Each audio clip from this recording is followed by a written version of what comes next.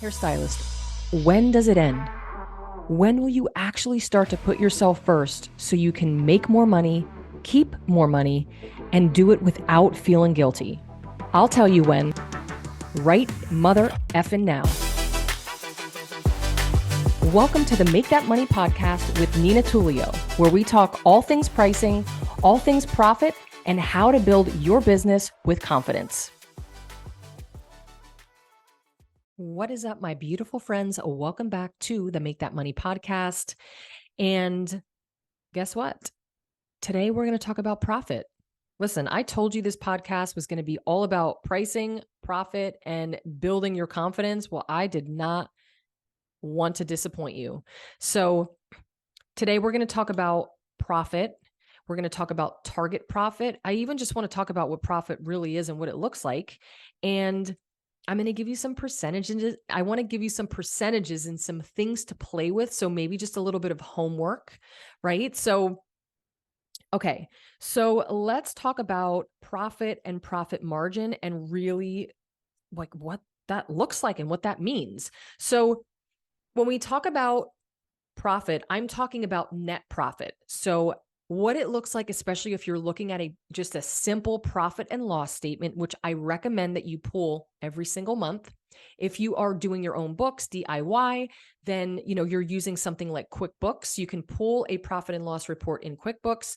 However, if you're running your own business, I know that it is not always very cost effective, but I can tell you that the benefits are the benefits of having a CPA in your business, guiding you, directing you, and giving you support when it comes to, how you're navigating through your business and taxes and all of the things, it will pay you back tenfold, right? So, but I get it. If you have to DIY, for the first little bit, that's how it works. But, if you're bringing in over $75,000 a year in revenue in your business, you really should have a CPA and a bookkeeper to handle this stuff for you. So when you're pulling a profit and loss report, you're going to see your sales and revenue, and it should be broken up into two categories. So retail and service revenue. If you are a rental salon owner, you would have rental income on the top of there as well. And there may be other revenue streams that you have coming into your business. If you're doing on location hair, it may be all part of service dollars, or it may be allocated and put in a separate category. But nonetheless, the top line is all revenue and sales in the business. Okay. Then we have total business expenses. I'm going to just keep this very simple because there are cost of goods sold. There's a lot of ways that I can go here, but I want to bring on a CPA to kind of, break all of this down a little bit more for you. So stay tuned. But next we have your business expenses. So top line, we have sales, all the revenue that comes in the business. In the middle of the profit and loss statement, we have all of the expenses and everything that is going out of the business. After that, we have net profit.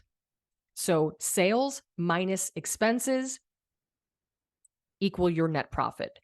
And of course, if you are into profit first, then part of that equation would be making sure that you are paying yourself first, right? So, it's a totally different equation that goes into that because the profit actually is at the top. And the profit actually gets wrapped into what you're paying yourself. Oh, we're going to start over with this.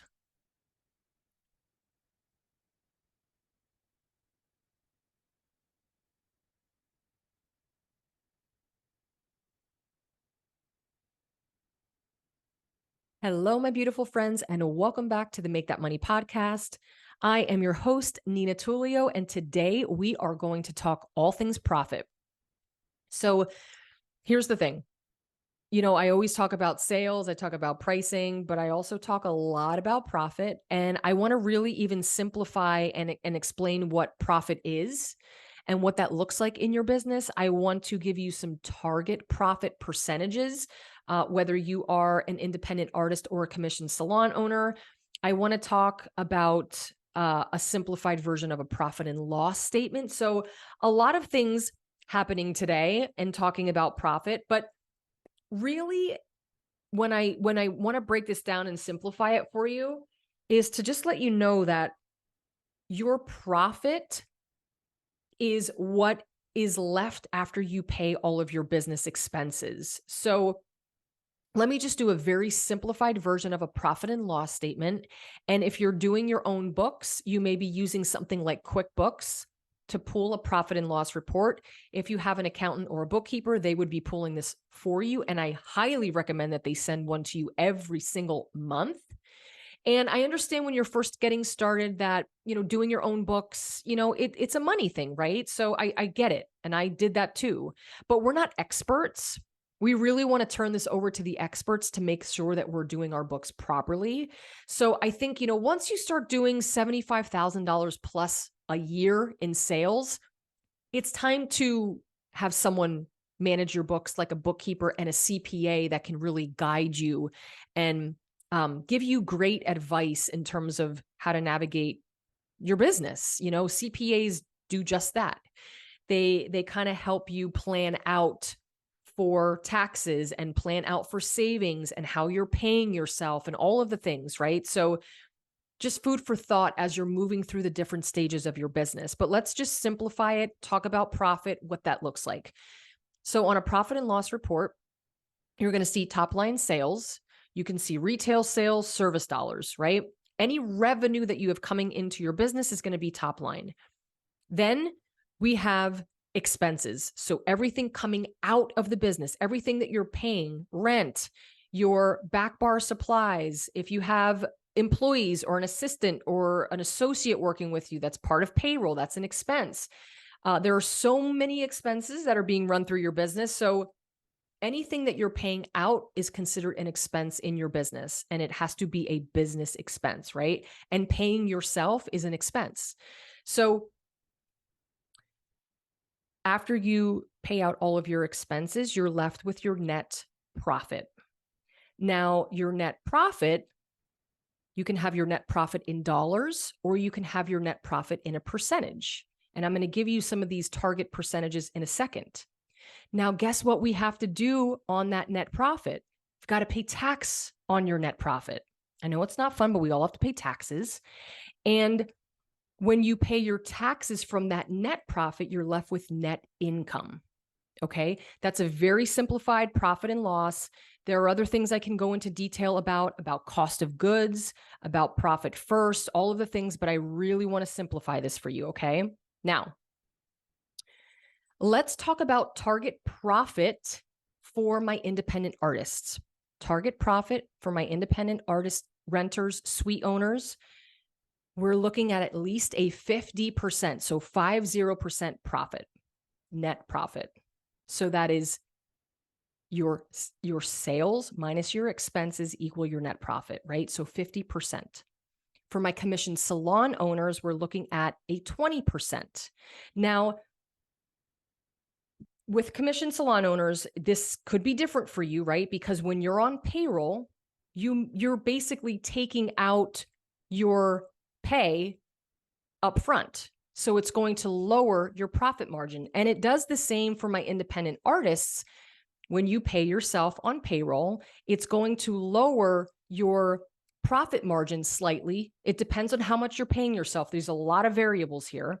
So, but I still really want to see my independent artist, even if you're on payroll, I still really want to see you making at least 50% profit. And it's very, very doable. For my commission salon owners, it is going to be, there are a lot more variables. You have a lot more expenses. You have your payroll expense, which can range anywhere from 40 to 50% of your revenue. So all of my commission hairstylists that are listening here today, 40 to 50% of what is coming in revenue is going right back out to pay you. That's a really, really big expense, right? So that's the target. I mean, I would love my commission salon owners to be able to make a 20% profit, even though they're paying themselves, but the amount of money you're paying yourself is going to make a difference. So maybe it's 15%. I was very fortunate enough to be able to make 17 to 23% profit, and I was still paying myself on payroll. And it took me 6 to 7 years to get there, right? So there are ways to do it. but it will, when you are on payroll, it may lower that profit margin for you a little bit. I want to just add that disclaimer. Now, here is how you can calculate what your profit actually is. You know, if you want to look at it as in dollars, you would take your profit in dollars. So let's just say you had a $5,000 profit, and then you would just divide it by your total revenue.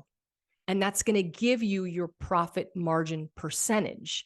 Now, what's going to make life so much easier for you is you can literally go on my website, ninatulio.com, and you can just play around with my profitability calculators. And it's really all about checking the health of your business. A healthy business is a profitable business. I love when you are bringing in the money and the cash and you're making all the money in sales. But if you're not keeping money in your business and you're not making a profit, that's not a healthy business. So go on my website and literally just start playing around with these profit margin calculators. And there's also a product usage calculator on there too, to see how much you're spending on back bar supplies. So that's going to help you calculate your percentage, but I wanted to make sure that you knew how to calculate it on your own as well. Now, before we, head on out for the day, I want to also leave you with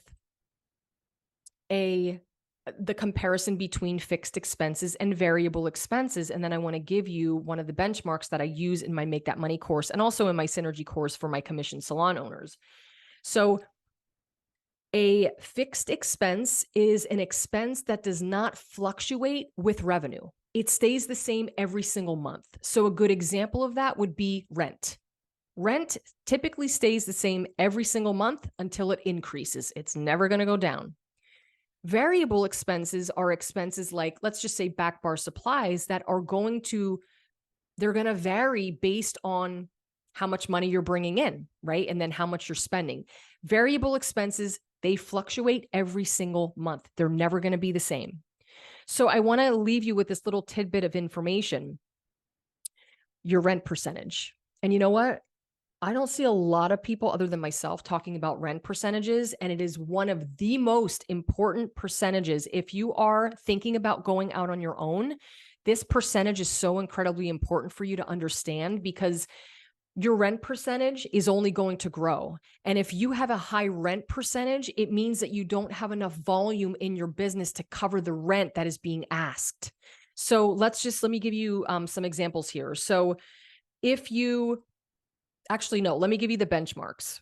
So benchmarks for my commission salon owners, we want your rent percentage to be 8% of your revenue. We can stretch it to 10 if we have to. And again, this is to get you to that 20% profit. Now, let's just say you are looking to get a salon and you want to open and you're excited. And I love that for you. I want you to look at what the rent percentage is going to be within your business, because if you are going into this and you're going to have to rely on other stylists to make sure that you can make a profit in your business, it may not be the right time for you to open this business. I always feel like this. You should be able to go into your business and cover all of your business expenses by yourself without another hairstylist in sight. That's good, safe ways of opening businesses.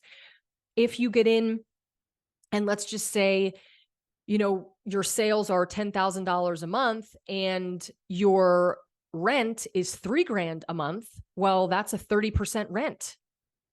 That means that $3,000 off the top is going to just be deducted automatically right from that $10,000 in sales. And 30% is very, very high. Now that number may be more in line with an independent artist, right? In terms of sales of $10,000. But listen, there are some salon owners that I know that have gone into business for themselves and they're doing $10,000, $12,000, $15,000 a month in revenue, which is amazing. But their rent percentage is so high because that volume, meaning that those sales cannot support that rent. And so really make sure that you run your rent percentage and see what that looks like for you in your business. Now, are you going to open a business and be automatically at an 8% rent? Probably not. It may take you some time to get there, but if you are looking at a salon and with your revenue alone, you're at a 25, 30, 35% rent, it's probably too high. And for me, I'm a very conservative business coach. I don't like you to get in sticky situations or get out of anything that you can't handle on your own. So I would probably advise you not to do that. Now, for my independent artists, or maybe just wait a little bit, right? For my independent artist, your rent percentage, your target rent percentage is 12% or less.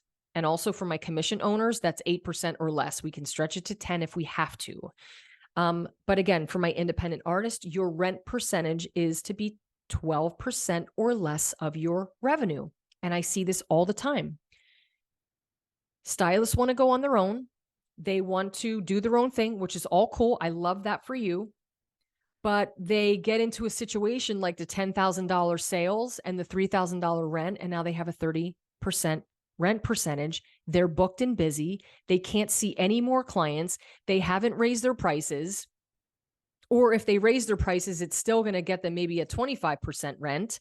And now they are strapped with that 25 to 30% rent, and they can't do anything about it because they can't bring in more volume in their business. Now, here's the thing.